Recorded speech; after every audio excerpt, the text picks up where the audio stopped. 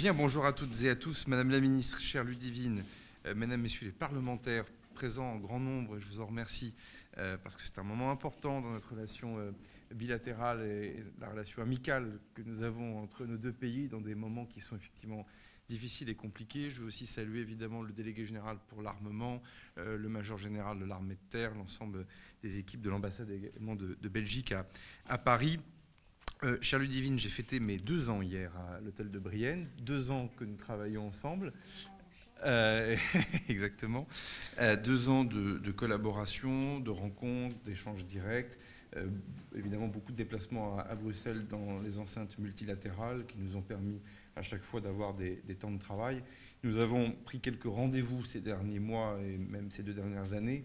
Et je suis heureux de voir que ce déjeuner et cette séance de travail et cette conférence de presse ce midi est un temps de livrables, de délivrables, d'objets très concrets qui sont évidemment en lien avec les circonstances, aussi parce que nous sommes à quelques jours, quelques semaines après le discours que le président de la République a prononcé à la Sorbonne, dans lequel la question, évidemment, de nos intérêts de sécurité, de défense, et notamment industriels, mais pas que, ont occupé une bonne place. Et donc, ce midi, nous allons signer ensemble, effectivement, une lettre qui va venir ramasser l'ensemble de ce point d'étape en matière industrielle.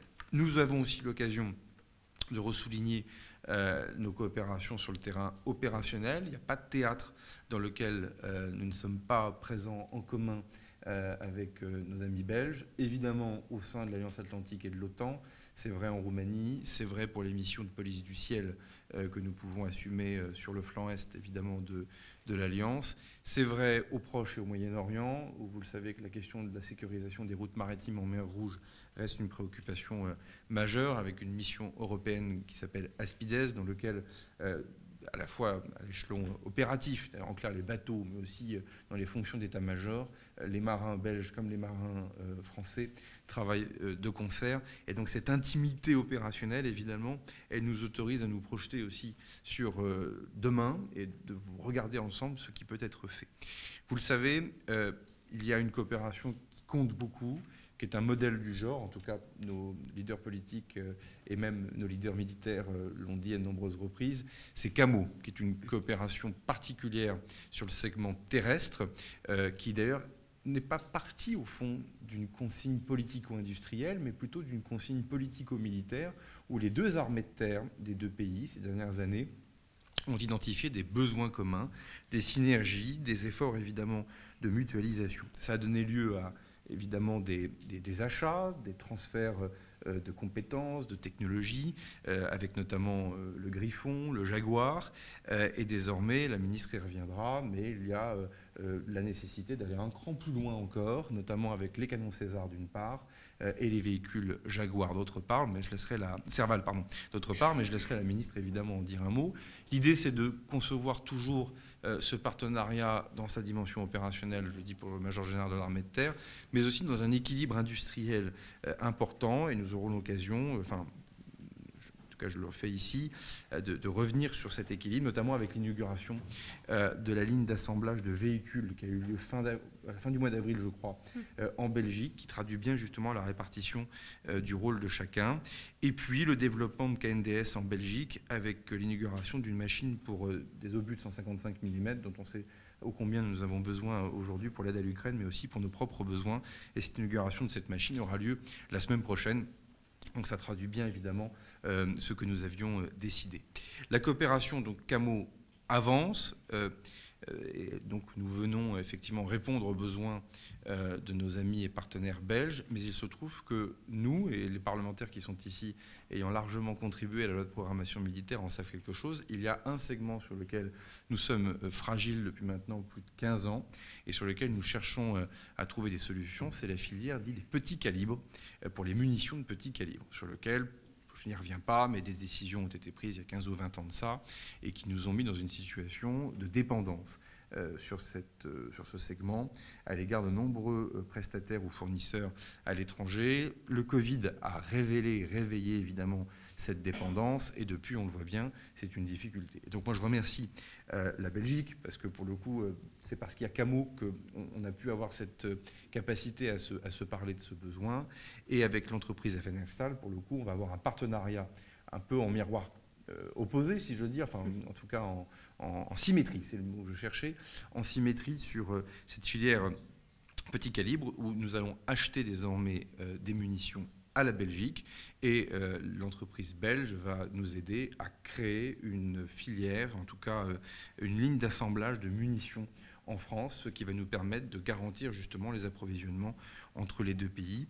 Et donc là aussi, il y a un travail important qui a été fait sur l'optimisation du financement de l'investissement. Le projet va démarrer dans les prochains mois et donc la signature, dans un instant, va permettre de sceller l'accord des deux États. Puis le troisième volet industriel, c'est évidemment le rapprochement entre deux entreprises du secteur terrestre, là aussi encore, Arcus pour le côté français, John Cockerill Défense pour le côté belge. C'est un dossier que la ministre a suivi et impulsé avec beaucoup d'énergie. Bon, il faut que tout le monde comprenne qu'on est sur les équipements, on appelle du spectre, ce qui n'est pas péjoratif, mais en clair, les équipements des armées de terre qui sont les moins durcis, en quelque sorte, et qui est un segment sur lequel la concurrence est d'ores et déjà très dure à l'international. Elle le sera de plus en plus. On voit le partenaire indien, le partenaire turc inonder le marché, évidemment, de beaucoup d'offres. Et donc, il nous paraissait nécessaire à nous, Européens, pays voisins, dans une intimité forte entre les deux armées de terre, ayant déjà fait Camo, de se dire, mais au fond, comment on se prépare à l'avenir à assumer justement une concurrence internationale autrement plus agressive en la matière. Et c'est ainsi que John Cockerill a fait des propositions, John Cockerill Défense a fait des propositions pour un rapprochement avec Arcus, avec une opération de fusion qui, je crois pouvoir le dire, avance bien.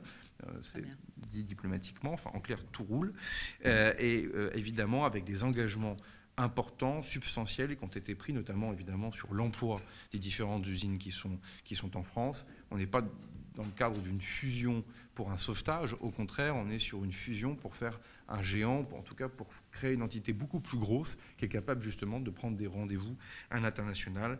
Et là aussi, nos deux chefs d'État et de gouvernement pourront y revenir, mais dans les différents travaux qui sont menés, il y a une volonté que l'État garde un contrôle important, on va dire ça comme cela, de cette entité nouvelle. En tout cas, c'est quelque chose qui avance dans le bon sens, qui va nous permettre de prendre date post-signature de cette lettre pour un séminaire industriel franco-belge dans les semaines qui viendront, potentiellement d'ailleurs au mois de juin ou au mois de juillet, pour continuer justement de regarder les différentes coopérations qui sont possibles. En tout cas, c'est quelque chose qui fonctionne et sur lequel je suis très heureux d'avoir ce livrable aujourd'hui avec vous, Madame la Ministre. Eh bien, merci beaucoup. Merci. Bonjour à toutes et à tous d'abord.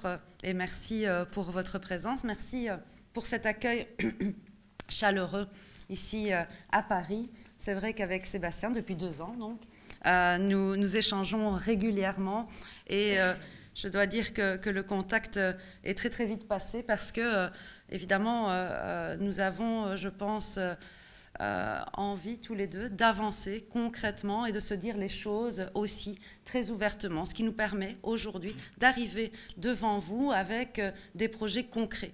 On a beaucoup parlé d'Europe de la défense depuis longtemps. On parle beaucoup de renforcement de la base industrielle de sécurité et de défense. On parle beaucoup d'interopérabilité de nos armées. Eh bien, aujourd'hui, ce sont des exemples concrets, des applications concrètes de tout ce que l'on a dit jusqu'à présent dans ces domaines.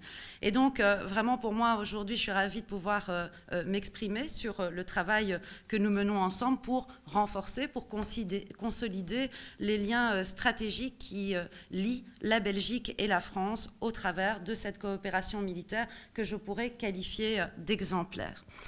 Alors vous le savez, les prérogatives que nous partageons sont éminemment stratégiques, la sécurité de nos pays dans un monde qui connaît des bouleversements profonds. Alors depuis plusieurs années maintenant, je suis un peu plus vieille que toi dans le département, 3 ans et demi, eh bien j'ai coutume de dire qu'il n'y a pas de sécurité sans une défense robuste. Et une défense robuste ne peut exister sans une industrie solide. Et c'est sur ce lien direct entre une industrie solide et une défense robuste que j'ai fondé la politique de reconstruction que nous avons entamée pour la défense belge. avec évidemment l'installation de la guerre dans la durée en Ukraine, le renforcement des capacités de production industrielle européenne au service d'une plus grande autonomie stratégique ont pris certainement une importance plus capitale encore. L'Europe doit intégrer cette nouvelle réalité, elle doit ajuster son rôle en mobilisant ses ressources de manière coordonnée et de manière complémentaire, et c'est ce que nous faisons à l'échelle nationale et c'est ce que nous faisons ici aujourd'hui devant vous. De ce diagnostic, eh bien, nous devons passer à une action résolue. Là encore, on est aujourd'hui dans l'action, par un réinvestissement dans un outil de défense suffisamment robuste pour être dissuasif et suffisamment résilient que pour soutenir un effort de guerre. La réindustrialisation et l'innovation, ce sont vraiment deux facteurs essentiels pour notre capacité, à nous, Européens, d'assurer notre sécurité sur le long terme, tant dans le domaine militaire que civil par ailleurs. Et à cet égard, je pense que les actions que nous menons aujourd'hui sont essentielles pour soutenir l'Ukraine dans son combat, mais ces efforts sont tout aussi importants pour assurer notre propre sécurité. Notre avenir, il se dessine aujourd'hui, il se construit aujourd'hui, car nous devons reconnaître avec lucidité que la dépendance industrielle que nous avons développée ces dernières années, eh bien, c'est aujourd'hui notre plus grande faiblesse. Et justement, là-dedans qu'il faut pouvoir investir. On le savait avant la guerre en Ukraine, on l'avait vu par rapport aux masques, on l'avait vu par rapport aux vaccins notamment, et on le constate aujourd'hui de manière plus aiguë encore quand nous devons apporter une aide à l'Ukraine, quand nous devons reconstituer nos propres stocks. Alors, dans les prochaines années, le principal défi qui commence aujourd'hui, c'est d'approfondir ces capacités de nos outils de défense pour agir donc de manière plus autonome dans la protection de notre continent. Et c'est la coopération qui reste le meilleur moyen de relever ensemble ces défis communs, et c'est surtout, et aussi ça, l'Europe de la défense. C'est cela que nous renforçons au niveau bilatéral avec nos partenaires les plus proches. En tant que partenaire européen, notre sécurité, pour moi, ne peut vraiment s'appréhender qu'au travers d'une sécurité partagée. Et dans ce projet européen que nous construisons à 27 États et dans lequel nous figurons, nous, Belgique et France, parmi les fondateurs, eh bien, nos enjeux sécuritaires sont liés. Nos carences et nos forces, en fait, sont les vôtres, et inversement. Et il en va de même pour nos économies, elles sont imbriquées, car sans économie, il n'y a pas de puissance possible. Alors ces enjeux sécuritaires communs, cette relation à l'industrie de défense et de sécurité, ce projet de construction européenne plus poussé, c'est une vision que le ministre Lecornu et moi-même partageons et qui a permis donc ces avancées. Alors Sébastien, tu en as déjà parlé, je vais essayer d'être un peu plus brève dès lors. D'abord, ce programme qu'en Belgique on a appelé CAMO pour capacité motorisée, c'est le socle de ce partenariat stratégique et qui permet vraiment une complémentarité entre nos deux armées de terre. Il permettra d'équiper dès 2025 la brigade motorisée belge du même matériel que la France. Un équipement similaire, mais aussi une doctrine d'emploi identique, donc cette parfaite interopérabilité. Et on a vu, justement, tu parlais de la Roumanie, toute l'importance que nos troupes soient déployées ensemble, formées ensemble et des capacités identiques pour pouvoir, justement, toujours être plus forts ensemble. Je me félicite évidemment du rapprochement entre John Cockerill Défense et Arcus, parce que c'est ensemble aussi que l'on va créer ce champion terrestre européen. Renforcer l'Europe de la défense, renforcer notre base industrielle de défense en étant complémentaires au niveau des armées, au niveau de notre industrie.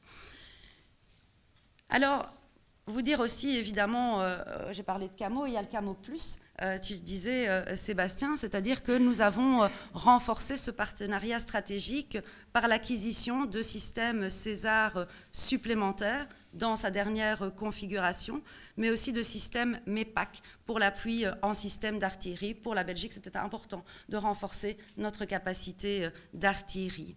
Alors la confiance, eh bien, elle s'accroît encore entre nos deux pays avec le développement conjoint des prochains véhicules blindés, multirôles légers, véhicules opérationnels polyvalents également, comme le VBAE. La chaîne d'assemblage, tu en as parlé, donc on est très heureux d'avoir cette chaîne d'assemblage de véhicules Griffon du programme Camo qui se construit aujourd'hui en Belgique. La semaine prochaine, effectivement, eh bien, c'est cette ligne de production d'obus de 155 mm qui sera inaugurée en Belgique, au sein de KNDS, la filiale de la holding, la filiale belge de la holding franco-allemande. Là encore, quand on parle d'Europe, ce sont des beaux exemples, certainement pour le 155 mm, tant recherché par le commissaire breton ces derniers mois. Alors, ces développements, évidemment, eh bien, ça démontre certainement notre engagement dans cette dynamique de recherche maximale de complémentarité. Vous dire un dernier mot par rapport justement à nos dépendances et à la manière dont on agit pour les limiter. Le ministre Lecornu a confirmé son intérêt pour la coopération industrielle dans le domaine des munitions de petit calibre.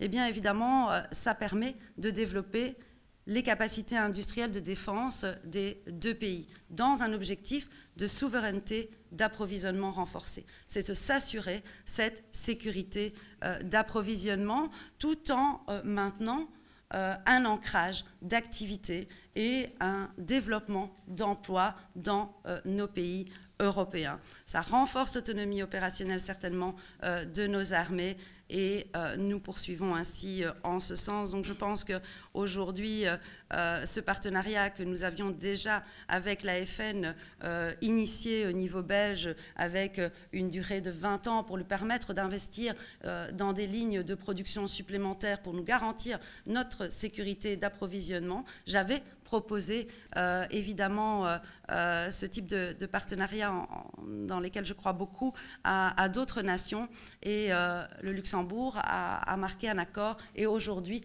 la France, et donc ça je ne peux que m'en réjouir, et c'est certainement dans tout ce que j'ai dit ici le point peut-être encore le plus marquant, le plus concret et jusqu'où on va pour aller jusqu'au bout de nos rêves dans cette Europe de la défense et dans cette base industrielle renforcée.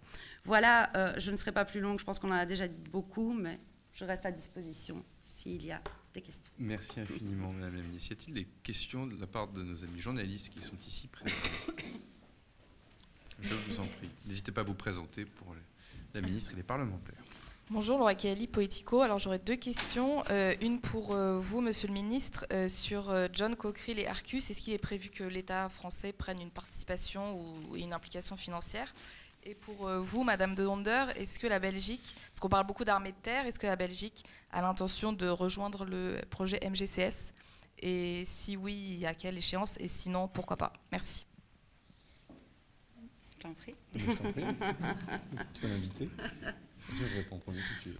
Alors, aujourd'hui, donc, on a parlé ici de la dimension terrestre et c'est vrai que l'objectif, évidemment, c'est de continuer dans cette logique partout où c'est possible, partout où il y a un intérêt à la fois pour nos armées, pour nos industries. Vous avez vu certainement que nous avions également confirmé la participation de la Belgique dans le cadre du programme SCAF, donc au niveau aéronautique. Et là, notre objectif, évidemment, c'est de faire participer nos entreprises pour qu'elles apportent une plus-value à ce projet, dans un deuxième temps, auprès d'industriels qui avaient lancé ce projet-là. Mais notre objectif, c'est d'aller plus loin, de continuer cette démarche, évidemment, et de pouvoir continuer à investir dans l'industrie européenne et acquérir aussi des capacités européennes.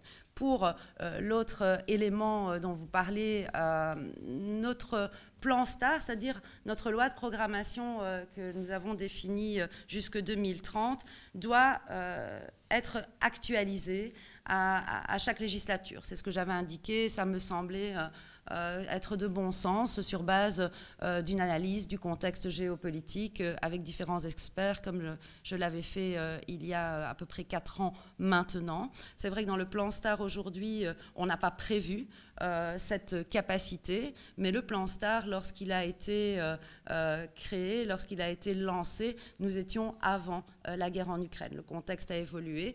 On redemandera certainement une analyse par des experts, et s'il y a lieu d'ajuster certains investissements capacitaires au regard des besoins formulés par nos experts, mais au regard aussi des besoins formulés par nos armées, et toujours dans cette logique d'Europe de la défense et de renforcement de la base industrielle, à ce moment-là, c'est une possibilité qui peut s'ouvrir.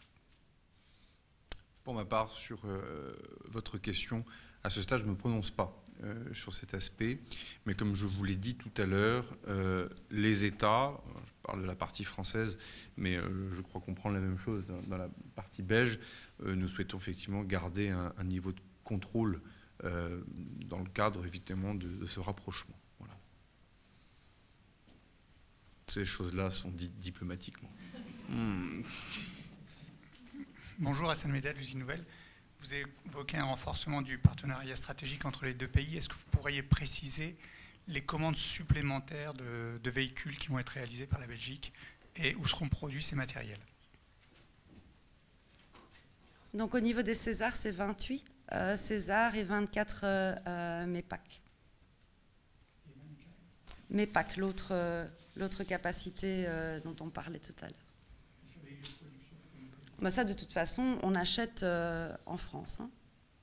Et donc, on achète ces véhicules, on achète ici ces capacités. Et puis, comme je le disais tout à l'heure, et c'est ça qui est assez agréable, évidemment, dans cette relation, c'est que, par exemple, pour les Griffons, par exemple, pour les Jaguars, on a cette ligne d'assemblage chez nous en Belgique. On va aussi, ici, on a lancé l'appel à la maintenance qui se fera également en Belgique. Donc, je pense que c'est vraiment se renforcer mutuellement. C'est ça notre objectif. Production initiale, territoire français. En l'espèce César, les usines de Roanne, enfin vous connaissez ça très bien. L'idée en revanche dans le partenariat, c'est ce qu'on ne fait pas avec les autres pays. Assemblage d'une part, et évidemment pièces détachées, maintenance d'autre part, hein, c'est la suite logique de ce que nous faisons sur le territoire belge. Et ça, pour le coup, c'est la particularité de ce rapprochement, c'est qu'il y a non seulement un partage de la valeur, il y a aussi une dimension de souveraineté pour chacun des pays, parce que ça permet évidemment à l'armée belge de garantir le maintien en conditions opérationnelles de cela, que l'assemblage crée de la valeur et de l'emploi en Belgique, et que c'est une répartition qui est heureuse. Si je faisais une mauvaise comparaison, ce sont des choses dont nous, Français, nous avons plutôt pris l'habitude sur le segment naval, comme vous le savez, maritime. Le député de Lorient est juste devant vous, et d'être en capacité, au fond, de faire travailler un chantier naval local. En Grèce, par exemple, nous l'avons fait, etc. Sur le segment terrestre, c'est ça qui est nouveau. Nous le faisons désormais, et évidemment, il n'y a qu'avec la Belgique qu'on pouvait se permettre ce degré d'intimité et d'aller plus avant. Alors, dans le Golfe, des choses ont déjà pu exister, notamment sur la génération de vieux matériels, mais pas sur des gammes avec ce niveau de technologie d'une part et le niveau de partenariat entre les deux armées de terre d'autre part. C'est en ça que c'est très nouveau. Je vous en prie. Bonjour Monsieur le Ministre. On a entendu ici les liens très étroits que vous avez entre la France et la Belgique sur le plan de la défense. Aujourd'hui, vous annoncez la signature avec un nouveau partenariat avec la FNR-STAL. Quelle est la nature de ce partenariat, la nature de ce contrat? Et puis, ces liens, donc ce nouveau partenariat, il signe aussi un renforcement encore plus de ce lien étroit entre la Belgique et la France. Exactement. Alors, l'objet est autour des munitions petit calibre, comme je vous l'indiquais tout à l'heure. Il faut comprendre que les ministères, dans chaque pays en général, mais en tout cas les ministères des armées et le ministère de l'Intérieur, je parle de ce que je connais le mieux pour la France, évidemment sont de gros consommateurs de ces munitions, parce que ce sont des munitions en général pour les armements collectifs, mais aussi les armements individuels. Chaque policier, gendarme, douanier, mais aussi militaire, même si on retrouve différents calibres dans les armements individuels, sont dotés d'armes, notamment d'un calibre de 9 mm. Ne me demandez pas pourquoi, mais il se trouve que de mauvaises décisions, me semble-t-il, ont été prises, comme je vous le disais tout à l'heure, ces 15 et 20 dernières années, et qui ont créé, au fond, une dépendance française à des filières étrangères avec l'abandon d'une filière petit calibre en France. Bon. Jean-Yves Le Drian, qui était ministre de la Défense dans cette maison, avait tenté de relocaliser les choses. Florence Parly avait poursuivi, mais l'affaire n'avait pas été au-delà. Et donc là, aujourd'hui, nous sommes en mesure de le faire. Donc ça veut dire, en clair, arrêter progressivement les acquisitions hors Union européenne de munitions de petit calibre, qui est la feuille de route de souveraineté que les parlementaires connaissent bien et que je ne cesse de décliner depuis la programmation militaire. Et puis vous voyez bien l'intérêt stratégique. Il n'est pas que industriel, il n'est pas que politique, il est éminemment militaire. C'est dans le cas d'engagement des forces, déjà, nous sommes alliés. Il n'y a pas beaucoup de schémas dans lesquels, si nous avions un combat ou un théâtre d'opération, nous ne l'aurions pas en commun, ou en tout cas en soutien politico-diplomatique de l'un à l'autre. C'est absolument certain, au regard de l'intimité et de la convergence, évidemment, de nos intérêts, et que nous sommes surtout dans tout simplement une situation frontalière. Et que plutôt que de faire venir des munitions de petit calibre qui viendraient de pays très lointains, le faire venir d'un pays limitrophe, facilement accessible par voie terrestre, c'est le bon sens. Donc c'est un peu comme le cholestérol, cette affaire. Vous avez les bonnes dépendances et les mauvaises dépendances. Pour le coup, un partenariat avec la Belgique, c'est pas de la dépendance. C'est ça qui est intéressant, si vous voulez, y compris dans les contextes opérationnels. Et on va plus loin que cela, comme on le fait pour Camo. C'est que nous aussi, nous réclamons, en tout cas nous demandons à Fenerstal la capacité d'avoir une ligne d'assemblage, de production de ces munitions de petit calibre sur le territoire national. Il est trop tôt pour dire où, mais donc dans une des régions françaises, il y aura effectivement cette capacité-là.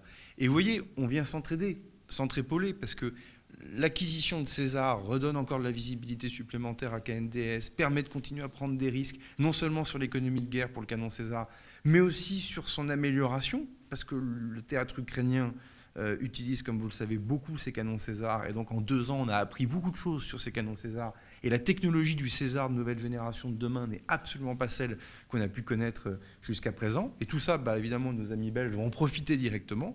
Et en miroir, en symétrie, sur ce besoin de souveraineté sur petit calibre, nos amis belges nous permettent d'y accéder, en tout cas d'y revenir et de la retrouver. Et donc c'est véritablement une opération gagnante-gagnante, très équilibrée, qui n'abîme pas la souveraineté d'aucun des 2 pays. Donc pour tous celles et ceux qui en ce moment, sur fond de campagne européenne, pardon de le dire, mais considèrent que les coopérations diluent la souveraineté et l'autonomie stratégique des États, c'est faux, puisque là au contraire c'est un pays voisin, l'un et l'autre, qui se permettent mutuellement de retrouver justement des capacités souveraines. C'est du bon sens. Autre question ? Eh bien il me reste à vous remercier, et je vous remercie vraiment chaleureusement les parlementaires d'avoir pris un peu de leur temps, parce que vous avez à l'Assemblée et au Sénat, Madame la Ministre, des militants de cette intimité, évidemment parfois pour des raisons frontalières, pour d'autres pour des raisons historiques.